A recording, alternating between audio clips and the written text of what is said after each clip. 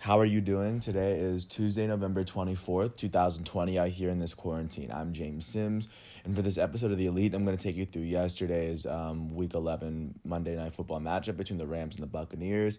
I'm going to preview Week 4 of Champions League group stage matchups, and of course, I'll let you know what's going on this week. But of course, just to start off with the NFL, going to last night's game, like I just said, the Los Angeles Rams have taken the lead in the NFC West after beating the Tampa Bay Buccaneers 27-24 yesterday. Looking at to how this game fared, this would be a very close game that would go down to the wire.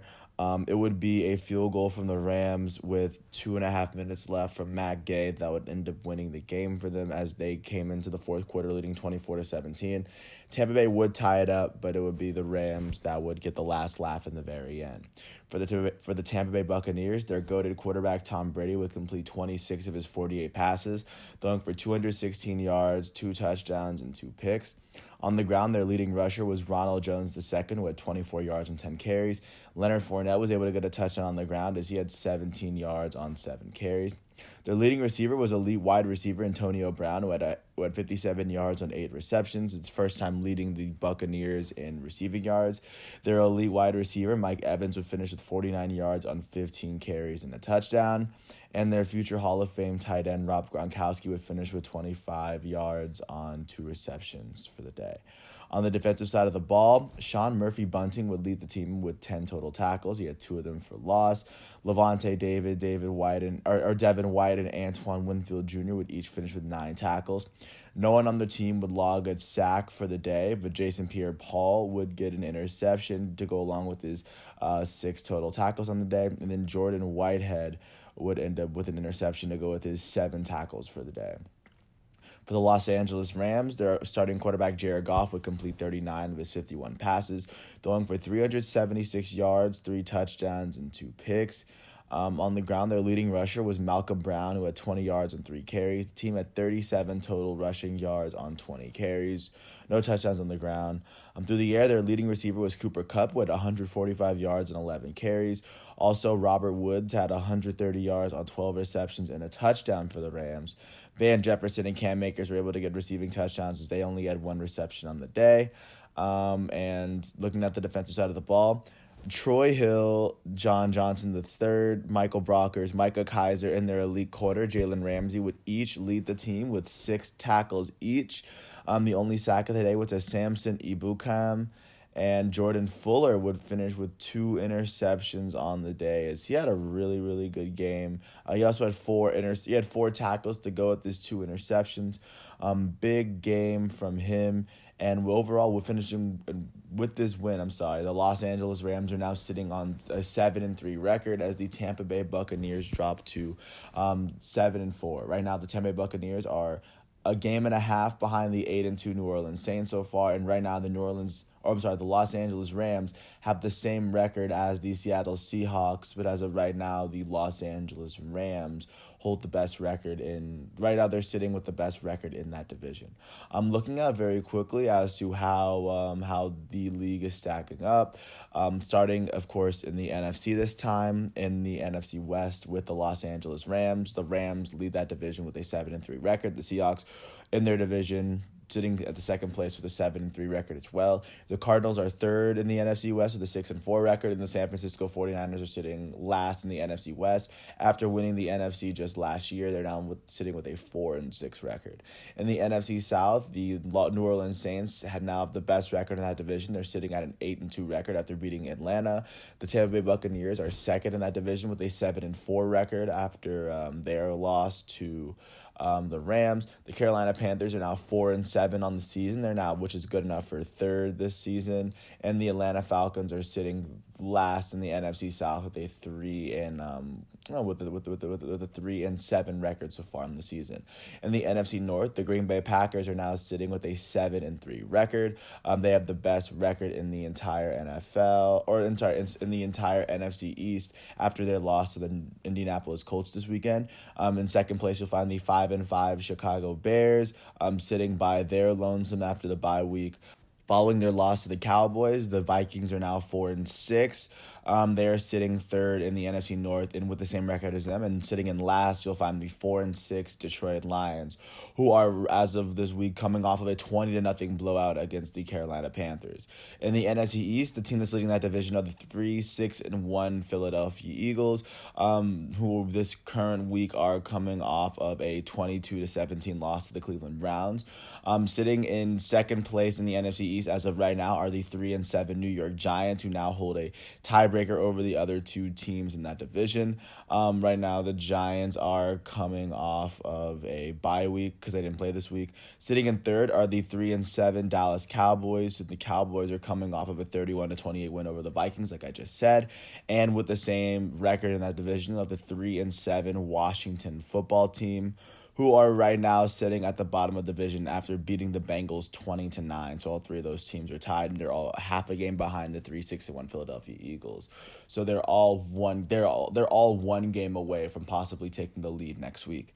In the AFC, starting in the West, the reigning NFL champions, the Kansas City Chiefs, are now 9-1, coming off of their big win, their comeback win against the Las Vegas Raiders. Speaking of the Raiders are now second in the AFC West with a 6-4 record after their loss to the Chiefs.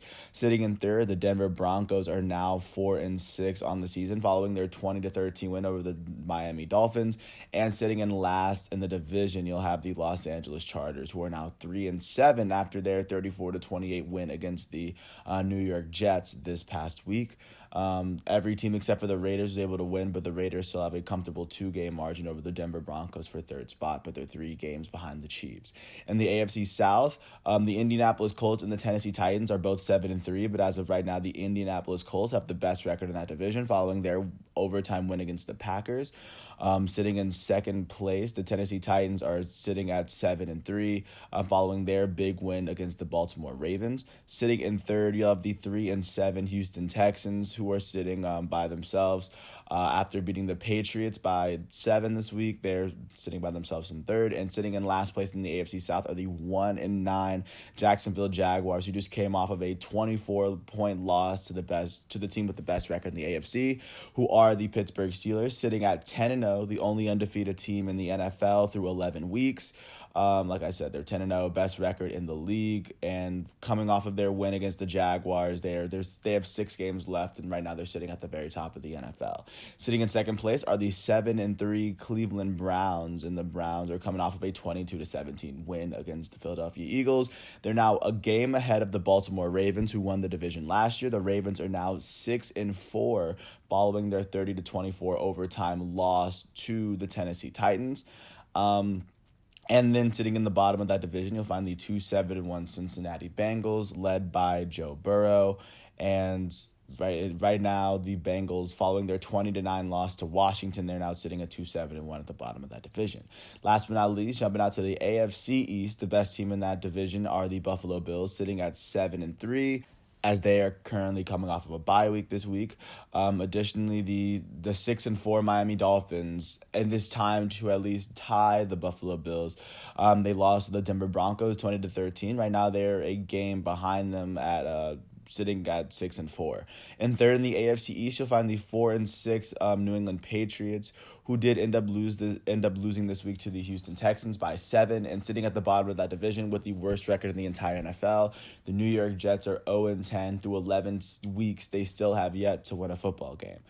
So as of right now, taking you right through how the playoff picture looks, starting back in the AFC because I started with the NFC last time. Right now, the Pittsburgh Steelers have the best record in the AFC at 10-0. Right now, they are sitting on the number 1 spot in the AFC.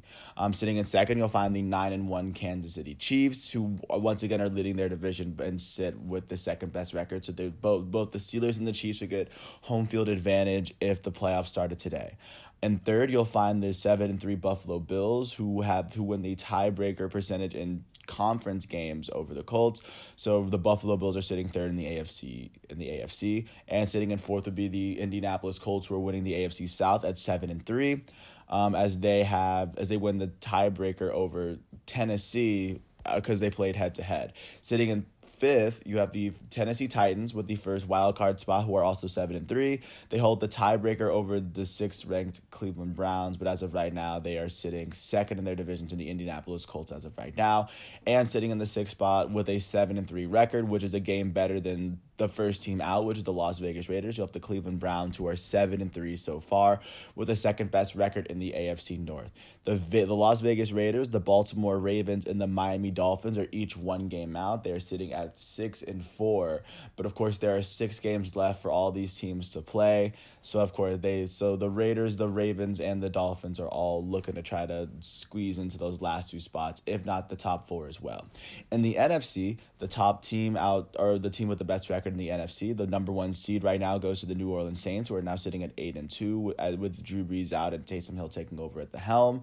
In second place, we'll find the Los Angeles Rams, who are winning the NFC West. They currently lead a tiebreaker over Green Bay based on just like on win percentage, and they have the head-to-head leverage over the Seattle Seahawks. In third place, you'll find the NFC North leading Green Bay Packers, who are now 7-3, same record as the Rams.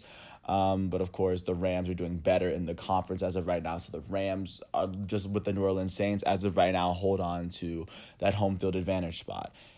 Following the Green Bay Packers, in fourth place, you'll find the NFC East leading 3-6-1 Philadelphia Eagles.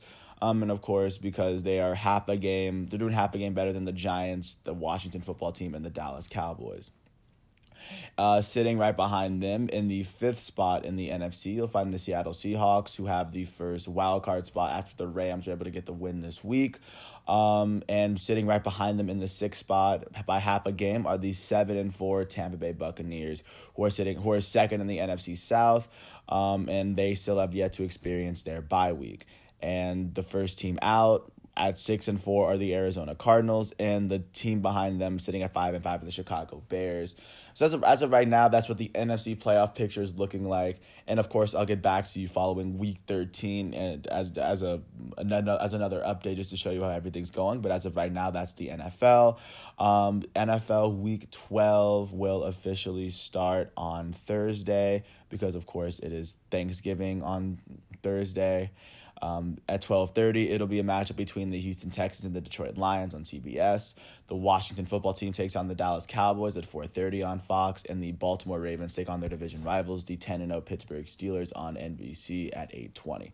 So that's what Thanksgiving football is looking like. And last but not least, jumping over to Champions League, because we are returning to the Champions League after the midway point. Starting with Group E, Chelsea is going to play Stade Rennes in their table for their second matchup in this group stage. And right now, Chelsea's leading that table with 7 points, tied with Sevilla. And Stade Rennes is sitting at the bottom with 1, tied with Krasnodar. And those two teams, Sevilla and Krasnodar, are going to play each other at 12:55 as well as they finish out the fourth matchup for Group E. Jumping to Group F, the team that's currently leading that table, Borussia Dortmund, is set up to play against Club Brugge from Belgium.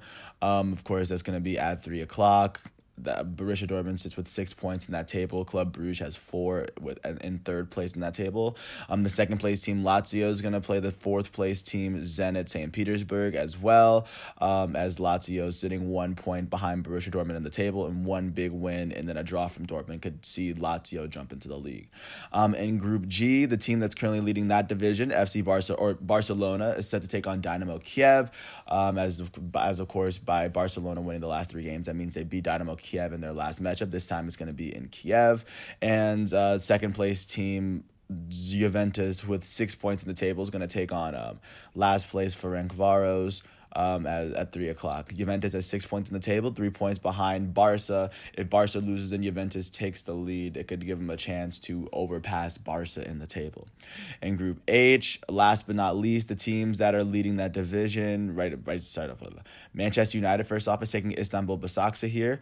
Basaksehir sitting at the bottom of the table with 3 points. Manchester United sitting at the top with 6. The team that they are tied with 6 points, RB Leipzig, is set to take on PSG, who's currently sitting I'm in the third place spot in Group H right now in the Champions League. This is the first day back following the midway point, and of course, as of right now, moving forward, every team in the Champions League has to play each other one more time moving forward. But those are the games for today, and of course, there's going to be some Champions League tomorrow. But of course, I'll get into that tomorrow as I talk about who performs well in today's Champions League games tomorrow. But with that said, that's everything that's going on. Today is Tuesday, November 24th, 2020, out here in this quarantine. I'm James Sims. I want to thank you for listening to all 15 minutes of my piece. Peace out.